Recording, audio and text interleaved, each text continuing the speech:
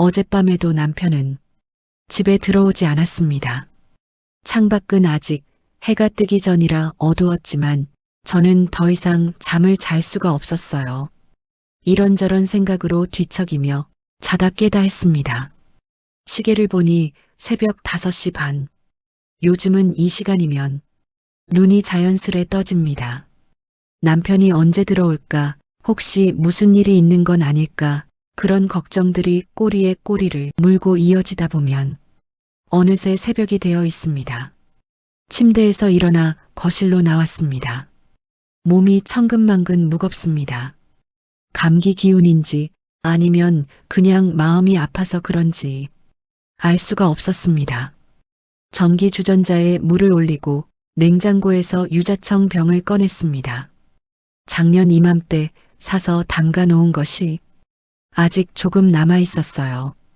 따뜻한 물이 천천히 끓어오르는 소리를 들으며 저는 소파에 앉아 멍하니 텔레비전을 켰습니다. 뉴스에서는 경제가 어렵다는 이야기만 반복되고 있었습니다. 우리 집만 어려운 게 아니라는 걸 알면서도 왠지 모르게 더 우울해졌습니다. 유자차를 한 모금 마셨습니다. 달콤하면서도 향긋한 맛이 입안에 퍼졌습니다. 예전에는 이런 새벽이 좋았습니다. 남편이 옆에 누워 자고 아들이 방에서 코 고는 소리가 들리던 때, 그때는 혼자만의 시간이 귀했습니다. 조용히 차 한 잔 마시며 책을 읽거나 창밖을 바라보는 게 하루 중 가장 평화로운 시간이었습니다. 그런데 지금은 혼자라는 게 외롭기도 하고 어떨 땐 무섭기까지 합니다. 남편 현수는 요즘 무슨 일을 하고 다니는지 도무지 알 수가 없어요. 한 달 전쯤부터였던 것 같아요. 갑자기 외박이 잦아지기 시작했어요. 처음에는 현장 일이 바빠서 그런가 보다 했지요. 건설회사 현장 소장이니까 공사 일정이 촉박하면 현장에서 자야 할 때도 있으니까요. 하지만 뭔가 이상했어요. 현수가 새벽에 들어올 때면 옷에서 술 냄새가 났습니다. 그것도 싸구려 소주 냄새가 아니라 양주 같은 냄새였습니다. 그리고 그 술 냄새 사이로 달콤한 향수 냄새 같은 것이 섞여 있었습니다. 여자 향수 냄새. 처음엔 제 착각이라고 생각했습니다. 설마 현수가 그럴 리 없어. 25년을 함께 살았는데 남편은 다소 무뚝뚝하긴 해도 딴짓하고 돌아다니는 사람은 아니었어요. 하지만 그 의문스런 냄새는 그 후로도 계속되었습니다. 어떤 날은 와이셔츠 깃에 립스틱 자국까지 묻어 있었습니다. 제가 사용하지 않는 붉은색이었어요. 그날 저는 떨리는 손으로 현수의 옷을 빨래통에 넣으면서 생각했습니다. 남편이 바람을 피우는 걸까? 그 생각만으로도 눈앞이 캄캄해지고 가슴이 쿵쾅거리고 손발이 차가워졌습니다. 혹시라도 현수가 다른 여자를 만나고 있다면 저는 어떻게 해야 할까요? 아들한테는 뭐라고 말해야 할까요? 전화를 해도 받지 않는 날이 점점 많아졌습니다. 여보, 오늘 몇 시에 들어와? 문자를 보내도 답이 없었죠. 가끔 밤 11시나 되어서야 짧게 답장이 왔어요. 늦어. 먼저 자. 그게 전부였습니다. 예전에 현수는 안 그랬습니다. 매일 저녁 6시면 전화를 걸어 오늘 저녁 뭐 해 먹을까? 물어보던 사람이었습니다. 주말이면 같이 시장 보러 가자며 제 손을 잡던 사람이었어요. 언제부터 이렇게 달라진 걸까요? 아, 맞습니다. 2년 전부터였습니다. 그때 남편은 대학 동창인 준식이 형의 부탁을 거절하지 못하고 빌딩 공사 보증을 서주었습니다. 저는 당연히 반대했어요. 여보, 보증만은 절대 서면 안 돼요. 친구 사이라도 안 돼요. 하지만 현수는 괜찮아, 준식이 형은 그런 사람 아니야라며 제 말을 듣지 않았습니다. 결국은 일어나면 안 되는 일이 일어나고야 말았습니다. 준식이 형은 공사 중간에 부도가 났고 모든 연락이 끊겼습니다. 그리곤 그 빚이 고스란히 남편한테 넘어왔어요. 8억 5천만 원. 평생 모은 돈으로도 감당할 수 없는 큰 액수였습니다. 그리고 집은 경매로 넘어갔습니다. 아들 준호는 대학 3학년에 재학 중이었는데 집안이 어려워지고 난 후 부쩍 말수가 줄어든 아들은 용돈이 부족해도 옷이 변변치 않아도 별말이 없었습니다. 그런데 어느 날 학교에서 한 통의 우편물이 왔습니다. 휴학 처리 완료 안내문. 남편 현수가 그걸 보고 너무 놀라 편지를 떨어뜨렸습니다. 준호야, 이게 무슨 말이야? 학교를 쉰다고? 생활이 어려워졌지만 어떻게 해서든 아들 준호는 졸업시키기 위해 무던히도 노력했었죠. 방에 있던 준호가 나오면서 말했어요. 아버지, 엄마, 등록금 걱정하시는 거 다 알아요. 아르바이트로도 안 되잖아요. 그래서 잠깐만 쉬려고요. 돈 좀 모아서 나중에 다시 복학하려고요. 아들은 웃으며 말했지만 저는 가슴이 찢어지는 것 같았습니다. 그걸 왜 상의도 안 하고 너 혼자 결정하면 어떡하니? 잠시 침묵이 흘렀어요. 자식을 힘들게 하지 않으려는 마음, 그리고 부모를 힘들게 하지 않으려는 마음. 결국 그 마음이 서로를 더 아프게 하는 것 같았습니다. 그날 밤 남편과 저는 각자 등을 보이며 누운 채 밤새 뒤척이며 잠을 이루지 못했습니다. 그 뒤로 저는 생전 처음 일을 나갔습니다. 할 줄 아는 일이라고는 집에서 살림밖에 한 게 없어 적당한 일을 찾기가 쉽지 않았어요. 동네 중국집 주방에서 설거지를 했어요. 기름때 묻은 그릇을 닦으며 뜨거운 물에 손이 부르트면서도 참았습니다. 현수 혼자 짊어질 수 없는 짐이니까 제가 조금이라도 보태야 한다고 생각했지요. 그런데 정작 현수는 그 무렵부터 저를 피하기 시작했습니다. 집에 있을 때도 말이 없었어요. 제가 뭘 물어보면 응, 아니, 그래 같은 짧은 대답만 했습니다. 제 눈을 똑바로 쳐다보지 않았어요. 밥을 먹을 때도 스마트폰만 보고 텔레비전만 보았습니다. 왜 이러는 거야, 현수 씨? 속으로 수도 없이 물었습니다. 하지만 입 밖으로 꺼낼 용기가 나지 않았습니다. 새벽 6시가 되었습니다. 저는 식구들 아침 준비를 시작했습니다. 아들 준호는 요즘 편의점 야간 알바를 하느라 새벽에 들어옵니다. 곧 들어올 시간이어서 밥을 하고 찌개를 끓이고 계란 프라이를 부치면서도 머릿속은 온통 현수 생각뿐이었습니다. 대체 무슨 일이 있는 걸까? 정말 다른 여자를 만나는 걸까? 그 생각만으로도 눈물이 났습니다. 저는 부엌 창문을 열어 찬바람을 쐬었습니다. 터져 나오려는 눈물을 참으려고요. 그때 현관문이 열리는 소리가 들렸고 남편 현수가 들어왔습니다. 새벽 6시 반에 들어오다니 분명 밤샘을 한 것이었어요. 왔어요? 저는 애써 밝은 목소리로 말했습니다. 응. 현수는 그 한마디만 하고 곧장 안방으로 들어갔습니다. 저는 그의 뒷모습을 바라보았습니다. 어깨가 축 처져 있었고 걸음걸이도 힘이 없어 보였습니다. 작업복은 흙먼지로 뒤덮여 있었고 머리카락도 부스스했어요. 하지만 그것보다 제 눈에 들어온 건 따로 있었지요. 현수의 작업복 주머니에서 삐져나온 영수증 한 장. 그것을 본 저는 가슴이 쿵 내려앉는 걸 느꼈습니다. 손이 떨렸어요. 하지만 꾹 참고 아무 일 없는 듯 아침상을 차렸습니다. 그것은 너무나도 낯설고 수많은 의문을 품고 있는 존재였어요. 그것이 어떤 결과를 초래하게 되는지 그때는 알지 못했습니다. 남편 현수는 원래 성실한 사람이었습니다. 가진 것 없이 빈손으로 시작해 번듯한 40평 아파트도 마련하고 저축도 하며 나름 행복하게 살았습니다. 국내 중견 건설회사에서 현장 소장으로 20년 넘게 성실하고 책임감 있게 일을 했어요. 회사에서나 거래처에서도 인정받는 능력 있는 사람이었어요. 매일 새벽 5시면 일어나 현장으로 나가고 저녁 7시면 어김없이 집으로 돌아왔습니다. 주말에는 아들과 축구를 하거나 저와 함께 마트에 장을 보러 가면서 평범하지만 행복한 일상을 보내곤 했습니다.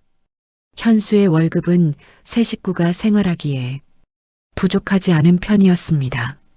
덕분에 저는 집안일만 하면서 여유롭게 살았어요. 가끔 동네 문화센터에서 요가도 배우고 친구들과 등산도 다녔습니다. 아들 준호 학원비도 부담 없이 낼 수 있었고요. 명절이면 시댁과 친정에 용돈도 넉넉하게 드릴 수 있었어요. 그때는 미래가 불안하지 않았죠. 우리도 이제 좀 살만하네. 그렇게 생각했습니다. 준호가 대학만 졸업하고 현수가 정년까지만 일하면 그 다음부턴 편하게 살 수 있을 거라고 믿었습니다. 시골에 작은 전원주택이라도 하나 지어서 상추, 깻잎, 고추도 심으며 텃밭을 가꾸고 살면 얼마나 좋을까 상상도 했지요. 하지만 그 꿈은 2년 전 한순간에 무너졌습니다. 여보, 준식이 형한테 보증 좀 서줘야겠어. 어느 날 저녁 현수가 조심스럽게 말했습니다. 준식이 형은 남편보다 나이는 2살 많지만 현수의 대학 동창이었습니다. 대학 다닐 때부터 지금까지 서로의 가족들과도 왕래하며 자주 만나는 절친한 사이였어요. 무슨 보증이요? 절대 안 돼요. 저는 단호하게 말했습니다. 보증만큼은 절대 서면 안 된다는 걸 주변에서 너무 많이 봤습니다. 이웃집 아저씨도 친구 보증 섰다가 집을 날렸고 친정 오빠도 보증 때문에 10년 넘게 빚을 갚았습니다. 준식이 형은 그런 사람 아니야. 빌딩 공사만 끝나면 바로 갚을 거래. 그래도 안 돼요. 친구 사이라도 보증은 안 돼요. 미애야, 형이 진짜 어려운 상황이래. 이번만 도와주면 큰 돈 벌 수 있다고 했어. 현수는 저를 설득했습니다. 아니, 정확히 말하면 이미 마음을 정하고 제 허락만 받으려는 것처럼 보였습니다. 그날 밤 우리는 처음으로 크게 싸웠습니다. 당신 마음대로 하세요. 나중에 후회해도 몰라요. 저는 화가 나서 소리를 질렀습니다. 하지만 현수는 다음날 아침 준식이 형의 보증서에 도장을 찍고 나갔습니다. 그게 모든 불행의 시작이었어요. 6개월 뒤 준식이 형의 회사가 부도가 났습니다. 공사 현장에서 큰 사고가 났고 보험으로도 감당할 수 없는 금액이 나왔다고 했습니다. 준식이 형은 어느 날 갑자기 연락이 끊겼어요. 전화를 해도 받지 않았고 사무실에 찾아가니 이미 비어 있었습니다. 그러자 그 빚이 고스란히 현수한테 넘어왔습니다. 8억 5천만 원. 그 숫자를 처음 들었을 때 저는 귀를 의심했습니다. 우리가 평생 모은 돈을 다 털어도 부족한 금액이었어요. 집을 팔아도 모자랐습니다. 미안해, 미애야. 내가 잘못했어. 현수는 제 앞에서 무릎을 꿇었습니다. 25년 결혼 생활에서 처음 보는 모습이었어요. 저는 남편의 어깨를 잡고 함께 울었습니다.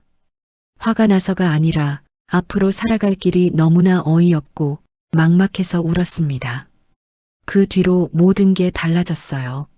살던 집이 경매로 넘어가게 되고 새로 이사간 곳은 반지하 월세방이었습니다. 예전 살림살이들은 모두 가져갈 수도 없었어요. 놔둘 곳도 없었으니깐요. 냉장고 등 꼭 필요한 것만 챙기고 나머지는 처분해야 했어요. 집은 골목 모퉁이 안쪽으로 통풍이 되지 않아 습기가 차고 햇빛이 잘 들지 않았어요. 작은 방 2칸에 부엌 하나. 전에 살던 집의 절반도 안 되는 공간이었죠. 모든 것이 한순간에 바뀌어 버렸어요. 이사 후 집안 공기가 어딘가 모르게 달라진 것 같았죠. 밥을 먹을 때도 서로 말이 없어졌습니다. 예전에는 저녁 식사 시간이 하루 중 가장 즐거웠어요. 현수가 현장에서 있었던 재미있는 일을 이야기하고 준호가 학교 이야기를 했습니다. 저도 동네에서 들은 소식을 전하며 식탁은 늘 웃음소리로 가득했었죠. 하지만 지금은 달라졌습니다. 세 식구가 한 상에 앉아도 말이 없어졌고 숟가락 부딪히는 소리만 덩그러니 집안에 울렸어요. 현수는 스마트폰만 보고 준호는 밥만 빨리 먹고 일어났습니다. 우리 가족 언제부터 이렇게 된 걸까? 한 달쯤 지났을 때였어요. 현수가 집에 늦게 들어오기 시작했습니다. 8시, 9시, 10시, 귀가 시간이 점점 더 늦어졌어요. 그러더니 어느 날부터는 아예 외박을 했습니다. 현장에서 자야 할 것 같아 간단한 문자 한 통만 보내고 밤새 들어오지 않았습니다. 처음엔 정말 현장 일이 바빠서 그런가 보다 했습니다. 건설 현장은 원래 공사 일정이 촉박하면 밤샘 작업도 하니까요. 현장 컨테이너 사무실에서 자는 경우도 있으니까요. 하지만 뭔가 계속 마음에 걸렸습니다. 예전과는 다른 뭔가가 있는 것만 같았죠. 아침에 일어나면 남편은 이미 집을 나간 뒤였고 밤늦게 돌아와서는 곧장 잠자리에 들었습니다. 주말에도 현장 일이 있다며 나가는 일이 많아졌습니다. 제가 말을 걸면 응, 그래, 같은 짧은 대답만 하곤 했어요. 어느 날은 남편 휴대폰에 낯선 전화가 왔습니다. 새벽 2시쯤이었어요. 현수는 화장실에 가 있었고 휴대폰이 침대 옆에 놓여 있었습니다. 전화벨이 울렸고 화면에는 저장되어 있지 않은 번호가 떠 있었어요. 누구지? 손이 저절로 움직였습니다. 전화를 받으려다가 저는 그만뒀습니다. 남편의 휴대폰을 몰래 보는 제 자신이 너무 비참했기 때문이에요. 하지만 다음 날 또 그 번호로 전화가 왔습니다. 이번에는 주말 낮 시간이었어요. 점심을 먹고 쉬고 있는데 테이블에 놓인 현수 핸드폰이 울렸어요. 네, 알겠습니다. 오늘 가겠습니다. 평소와 다른 목소리였어요. 조심스럽고 떨리는 목소리였지요. 마치 누군가에게 약점이라도 잡힌 것 같은 그런 힘없는 목소리였습니다. 통화를 끝낸 현수는 서둘러 외출 준비를 했습니다. 어디 가요? 현장에 급한 일이 생겨서 나가봐야 할 것 같아. 주말인데도요? 응. 급하게 처리해야 될 일이 있어서 늦게 들어올 것 같아. 현수는 제 눈을 보지 않고 말했습니다. 그리고 급하게 현관문을 나섰어요. 저는 창문으로 현수가 나가는 모습을 지켜봤습니다. 그는 평소 타던 회사차가 아니라 버스를 탔습니다. 현장에 간다면서 왜 버스를 탈까요? 회사차는 왜 두고 가는 걸까요? 그날 밤 현수는 11시가 넘어서야 돌아왔습니다. 눈은 빨갛게 충혈되어 있었고 무거운 짐을 진 사람처럼 어깨가 축 처져 힘없이 걸어 들어왔습니다. 여보, 무슨 일 있었어요? 저는 조심스럽게 물었습니다. 아니. 현수는 짧게 대답하고 안방으로 들어갔습니다. 저는 거실에 혼자 남았습니다. 텔레비전도 켜지 않고 그냥 어둠 속에 앉아 있었어요.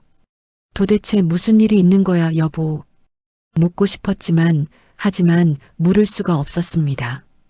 혹시 듣고 싶지 않은 대답을 들을까봐 두려웠습니다. 그렇게 시간이 흘렀습니다. 일주일, 보름, 한 달, 현수의 외출은 더 잦아졌고 저와의 대화는 점점 더 줄어들었습니다. 저는 매일 밤 혼자 거실에 앉아 차가워진 유자차를 마시며 남편을 기다렸습니다. 남편 현수의 달라진 행동에 대해 불안감만 키우고 있을 때 어느 날 예상치 못한 작은 단서 하나가 나의 의심을 끔찍한 확신으로 바꾸는 일이 있었습니다. 닷새 만에 잠깐 집에 들러 샤워를 하고 황급히 나가던 현수의 작업복이 세탁실 바구니에 던져져 있었습니다. 저는 세탁물을 정리하려다 무심코 겉옷 주머니에 손을 넣었는데 빳빳하고 이질적인 종이 한 장이 손끝에 잡혔어요. 그것은 구겨진 작은 영수증 한 장이었어요. 영수증 상단에는 굵은 글씨로 호텔 루비라고 인쇄되어 있었고 그 아래에는 룸서비스 결제 87,000원이라는 문구와 함께 최근 날짜가 찍혀 있었습니다. 이마저도 펜으로 급히 쓴 듯한 숙소비라는 메모가 희미하게 덧붙여져 있었어요. 심장이 철렁 내려앉는 것 같았어요.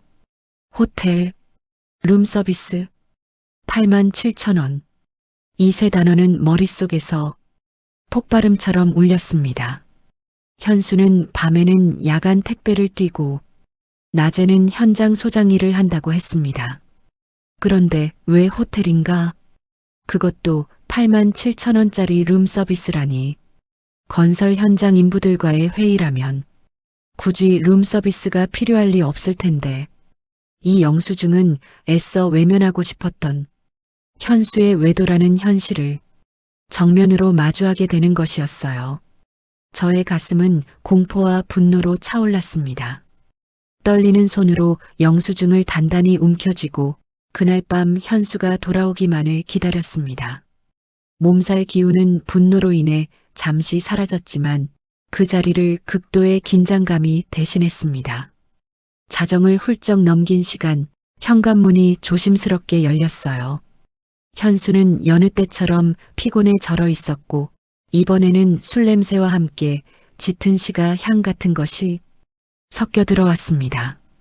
현수는 내가 깨어 있는 것을 확인하고는 당황하는 기색이 역력했습니다. 아직 안 잤어? 몸도 안 좋다며. 남편은 저와 눈을 마주치지 못하고 손에 들고 있던 공구 가방을 내려놓았습니다. 그의 목소리에는 평소보다 더 큰 피로와 함께 미묘한 경계심이 묻어 있었어요. 저는 소파에서 일어나 현수에게 다가갔습니다.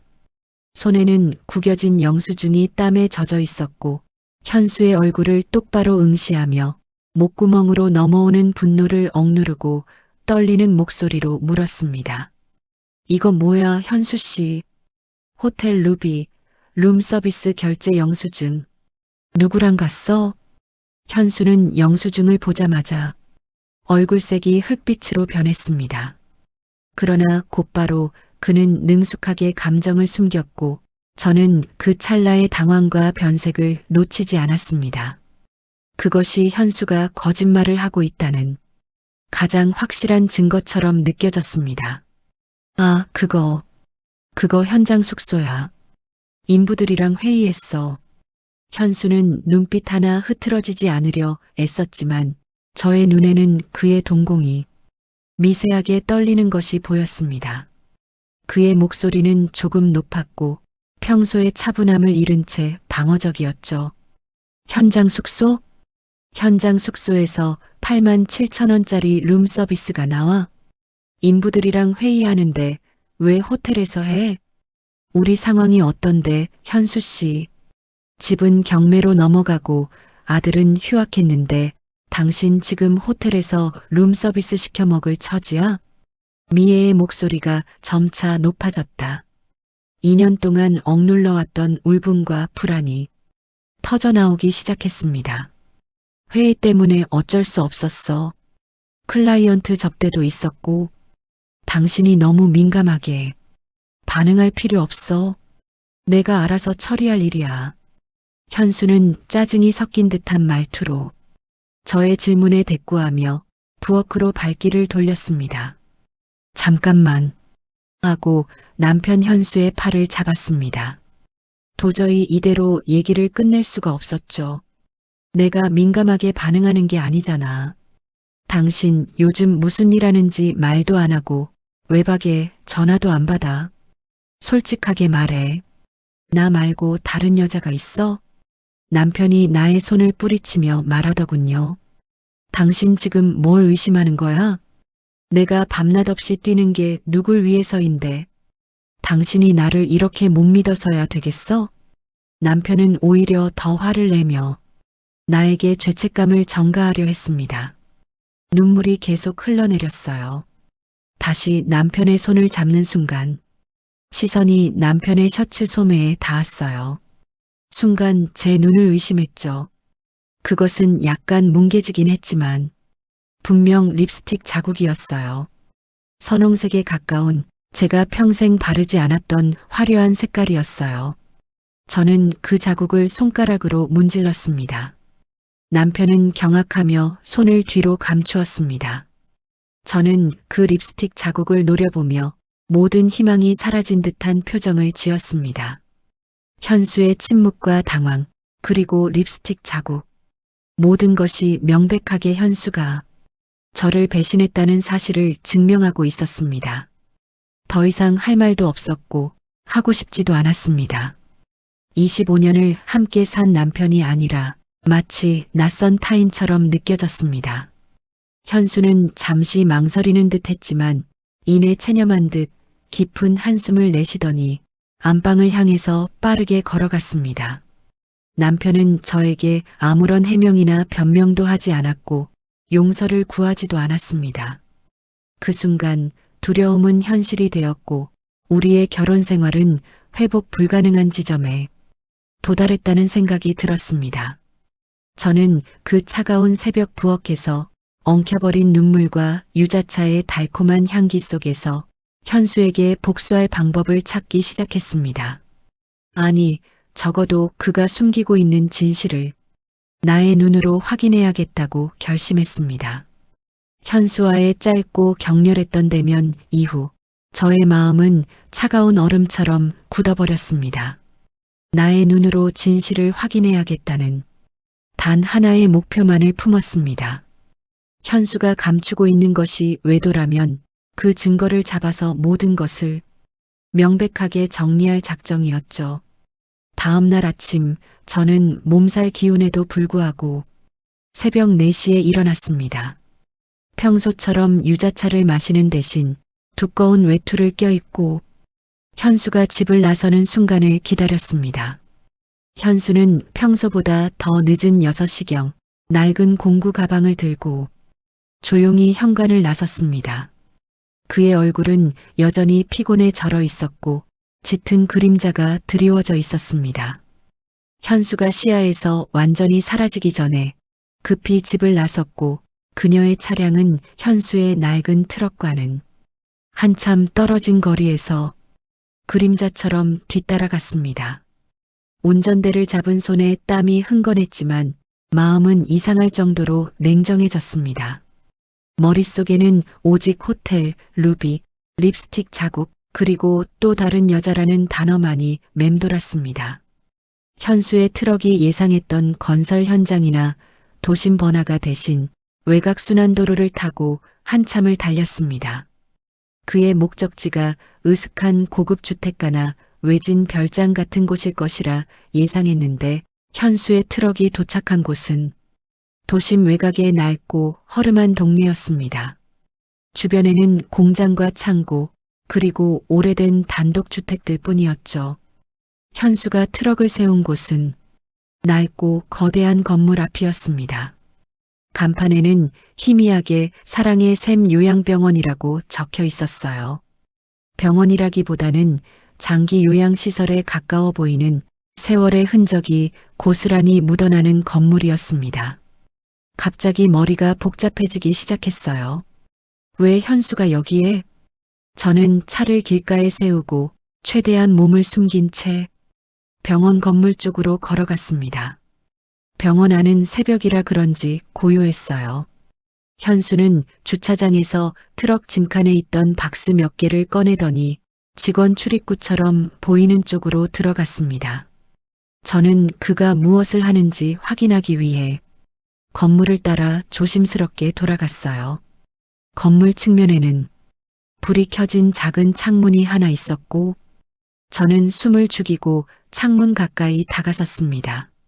내부의 모습은 어두운 조명과 서랍에 가려 자세하게 보이진 않았지만 간이 휴게실 같기도 하고 면회실 같기도 한 공간이었습니다. 그리고 그 안에서 믿기 힘든 장면을 목격했어요. 현수가 한 의자에 앉아 있었고 그의 곁에는 수척하고 나이가 지긋한 중년 여자가 휠체어에 앉아 있는 뒷모습이 보였어요. 여자는 병원복을 입고 있었고 링거 스탠드가 옆에 서 있었어요. 현수는 피곤한 기색도 잊은 채 중년 여자의 앙상한 손을 두 손으로 꼭 잡고 있었습니다. 저는 낯선 여인의 존재에 다시 가슴이 철렁했지만 그 다음 순간 들려온 현수의 목소리는 저의 모든 의심과 분노를 한순간에 산산조각 냈습니다. 엄마, 오늘은 좀 괜찮아? 밤새 열은 안 났어? 현수의 목소리는 현장 소장으로서의 단호함이나 남편으로서의 짜증이 아닌 한없이 나약하고 절절한 아들의 목소리였습니다. 그는 어머니의 머리를 조심스럽게 쓸어넘기며 이마에 가볍게 입을 맞췄습니다. 그 목소리를 듣는 순간 저는 숨이 멎는 줄 알았어요. 머릿속의 모든 오해와 증오가 한여름 밤의 꿈처럼 순식간에 사라졌습니다. 엄마라니, 빚으로 집이 넘어가고 집살림이 어렵게 되면서 사실상 어머님과도 연락이 끊기다시피 하고 못 뵌 지가 2년이 넘어갔습니다. 그동안 어머님의 치매가 악화되어 요양원으로 모시게 되었고 현수는 치매에 걸려 투병 중인 어머니를 몰래 돌보고 있었던 것이었습니다. 그동안의 의심스러운 모든 퍼즐 조각이 맞추어지기 시작했습니다. 현수가 외박을 했던 것은 낯선 여자와의 미래가 아니라 어머니의 병실을 지키거나 혹은 병원비를 벌기 위해 야간 택배를 뛴 후 쪽잠을 잤던 것이었습니다. 현수의 옷에서 났던 짙은 향수 냄새는 립스틱을 바른 여자 것이 아니라 병원의 소독약 냄새를 가리기 위한 저렴한 방향제였을 것이고, 그리고 립스틱 자국은 치매로 인해 판단력이 흐려진 시어머니가 아들의 손에 묻힌 애정의 흔적이었을 것입니다. 그 순간 현수가 왜 이 모든 것을 나에게 말하지 않고 숨겼는지 그제서야 깨달았습니다. 보증 문제로 모든 것을 잃게 한 죄책감, 아내에게 더 이상의 짐을 지울 수 없다는 가장으로서의 무거운 책임감, 그리고 자신이 얼마나 무능하고 처량해 보이는지 아내에게 보여주고 싶지 않은 자존심, 그 모든 것이 현수를 침묵하게 만들었던 것입니다. 알고 보니 현수는 건설회사 현장 일을 마치자마자 숨 돌릴 틈도 없이 야간 택배 아르바이트를 뛰며 그 돈으로 어머니의 병원비와 요양비를 감당하고 있었던 것입니다. 그가 겪었을 고통과 외로움의 무게가 저의 가슴을 후벼 팠습니다. 사실대로 말도 못하고 혼자서 짊어졌을 그 무게가 너무 안쓰러웠습니다. 그것도 모르고 남편을 의심했던 제가 너무 부끄럽고 죄스러웠죠. 제가 남편을 배신자로 몰아세웠지만 정작 남편은 고통 속에서 가족을 지키기 위해 홀로 싸우고 있었던 것이었어요. 차로 돌아와 운전대에 고개를 묻고 한참을 울었습니다. 차가운 새벽 공기는 이제 더 이상 차갑지 않았어요. 오히려 현수의 굳건한 희생을 증명하는 고독한 공기처럼 느껴졌습니다. 저는 집으로 향하는 내내 현수에게 이 진실을 어떻게 말해야 할지, 어떻게 사과하고 다시 시작해야 할지 생각했습니다. 마음속에는 분노 대신 남편에 대한 깊은 연민과 사랑이 다시 피어오르고 있었습니다. 도심 외곽의 허름한 요양병원 앞에서 진실을 목격한 저는 마치 영혼이 몸을 빠져나간 듯 멍한 상태로 집으로 돌아왔습니다. 남편의 외도를 의심하고 그를 향해 차가운 분노와 배신감을 품었던 자신의 모습을 떠올리며 몸서리쳤습니다. 자신이 그토록 사랑했던 남편을 가장 힘든 순간에 불륜을 저지르는 파렴치한으로 몰아세웠다는 사실에 가슴이 찢어지는 고통을 느꼈습니다. 2년 전 집안이 무너졌을 때 현수가 겪었을 절망과 수치심을 외면했던 것은 바로 자기 자신이었습니다. 현수는 가장으로서의 책임을 놓지 않으려 새벽부터 현장 소장 일을 하고 밤에는 야간 택배를 뛰면서도 사랑하는 아내에게는 짐을 지우고 싶지 않아 홀로 모든 고통을 감당했던 것이다. 미애는 그의 침묵이 자신에 대한 미움이나 비밀이 아니라 깊은 사랑과 책임감에서 비롯된 절연이었다는 것을 깨달았습니다. 어둠이 짙게 깔린 부엌으로 들어선 저는 곧장 전기주전자에 물을 올렸습니다. 물이 끓는 소리는 이제 더 이상 불안의 소리가 아니었어요. 그것은 차가운 새벽을 녹이는 희망의 전주곡처럼 들렸습니다. 저는 컵 2개를 꺼냈어요. 현수와 자신의 것이었죠. 따뜻한 유자차 2잔을 정성껏 타서 식탁 위에 나란히 올려놓았습니다. 평소 같았으면 현수가 들어오기 전 홀로 잔을 들고 불안에 떨고 있었지만 지금 그녀의 마음은 굳게 결심한 자의 평온함으로 가득 차 있었습니다. 얼마 지나지 않아 현관문이 조용히 열리는 소리가 들렸습니다. 새벽의 정적을 깨뜨리는 조심스러운 소리였어요. 남편이 들어왔습니다. 그의 얼굴은 닷새 밤을 꼬박 세운 사람처럼 피로에 절어 있었고 눈빛은 깊은 절망과 죄책감으로 가득 차 있었습니다. 그는 저를 마주볼 용기가 없는 듯 시선을 바닥에 고정한 채 조용히 안방으로 향하려 했습니다.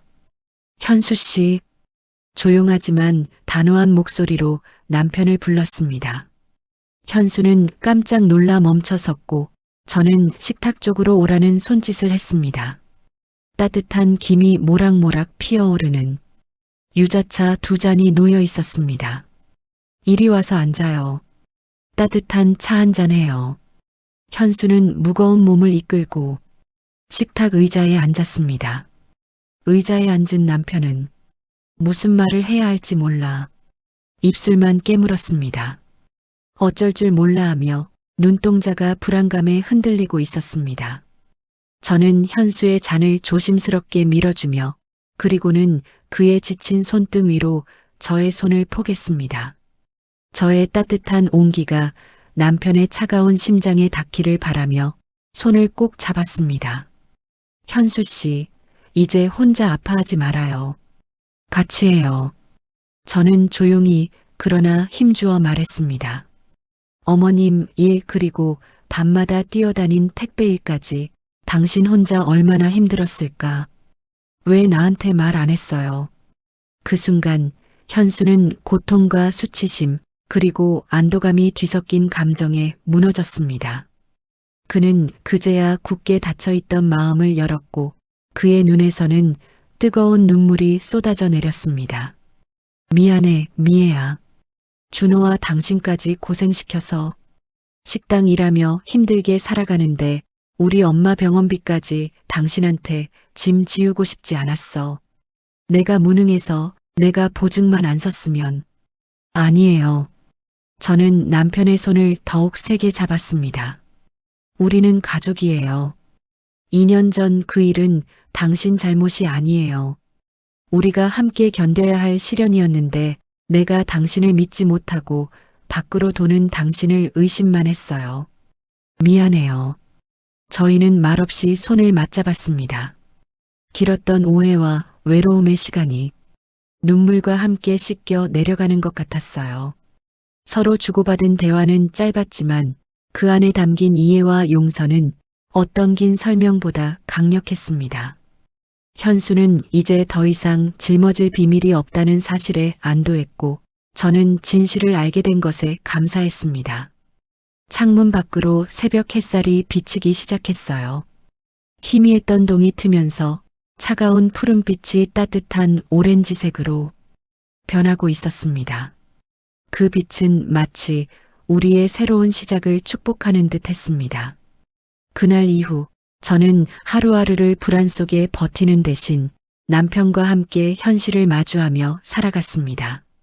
시어머니를 함께 간병하고 현수의 야간 일을 줄이도록 방법을 모색했습니다. 그리고 깨달았어요. 저의 의심 뒤에는 언제나 현수가 혼자 감당하려 했던 깊은 이유와 희생이 있었다는 것을, 그리고 그 진실은 그들이 다시 사랑하고 믿음을 회복할 수 있는 가장 단단한 토대가 되어 주었습니다. 다시는 흔들리지 않는 든든한 버팀목으로 말이죠. 시간이 흘러 2년이 지나가던 어느 날이었어요. 그날도 미애는 새벽같이 일어나 아침 식사 준비를 하고 있었고, 현수는 어머니가 계신 요양병원에 들렀다. 바로 현장으로 출근할 예정이었어요. 아침 식사를 간단히 마치고 나가려던 순간 초인종이 울렸습니다. 현수가 아침부터 누구지? 하며 문을 열자 그곳에는 낯익은 얼굴이 서 있었습니다. 준식 형님? 현수의 목소리가 떨렸습니다. 2년 만에 마주한 준식의 모습은 초췌했습니다. 한때 잘 나가는 사업가였던 그의 얼굴에는 깊은 주름과 회한이 새겨져 있었습니다. 현수야. 준식은 떨리는 목소리로 입을 열었습니다. 미안하다. 정말 미안하다. 준식은 무릎을 꿇고 고개를 푹 숙이고 있었습니다. 그의 눈에서 눈물이 흘러내렸습니다. 형님, 뭐 하시는 겁니까? 내가 너희 인생을 망쳐놨어. 네 집도 준호 학업도 어머니 병원비까지 다 내 욕심 때문이었어. 저는 부엌 문틈에서 그 장면을 지켜보며 눈물을 참아야 했습니다. 준식은 떨리는 손으로 봉투 하나를 꺼냈습니다. 이건 내가 2년 동안 모은 돈이야. 중국에 가서 공사판을 전전하며 벌었어. 아직 전부는 아니지만 네가 떠안은 빚의 절반은 된다. 현수는 말을 잇지 못했습니다. 그리고 나머지는 내가 책임질게. 내 목숨이 붙어있는 한 반드시 다 갚을게. 제발 날 용서해줘. 준식의 목소리는 흐느껴 울며 떨렸습니다. 진심이 담긴 사죄였습니다. 형님, 현수는 그를 부축해 일으켰습니다. 일어나세요. 이미 다 지나간 일입니다. 아니야, 현수야. 2년 내내 너희가 어떻게 사는지 알면서도 겁이 나서 도망쳤어. 난 비겁한 놈이야. 저는 천천히 거실로 걸어 나갔습니다. 재수 씨, 미안해요. 정말 미안해요. 준식은 고개를 들지 못했습니다. 저는 한 손에 따뜻한 차를 건네며 조용히 말했어요. 그동안 많이 힘드셨죠? 저의 말에 준식은 또다시 눈물을 쏟았습니다. 그날 이후 모든 것은 이제 제자리로 천천히 돌아오고 있었습니다. 아들 준호는 다시 대학에 복학을 하고, 남편은 야간 일을 줄이고, 저는 식당 일을 그만두고 작은 반찬 가게를 차렸습니다. 어머님은 더 좋은 병원으로 옮길 수 있었고요. 어느 날 주말 아침 세 식구가 함께 식탁에 둘러앉았습니다. 엄마, 이 유자차 맛있네요. 준호가 웃으며 말했습니다. 그래, 엄마가 정성껏 우린 거야. 저는 아들의 머리를 쓰다듬었습니다. 현수는 그 모습을 바라보며 미소 지었어요. 여보, 고마워. 포기하지 않아줘서. 저도요. 함께 해줘서 고마워요. 창밖으로 따뜻한 봄바람이 살랑살랑 불어왔습니다. 차가웠던 새벽은 이제 따뜻한 아침이 되었어요. 그리고 깨달았습니다. 가장 어두운 밤이 지나면 반드시 밝은 새벽은 온다는 것을. 인생꽃을 찾아주셔서 감사합니다.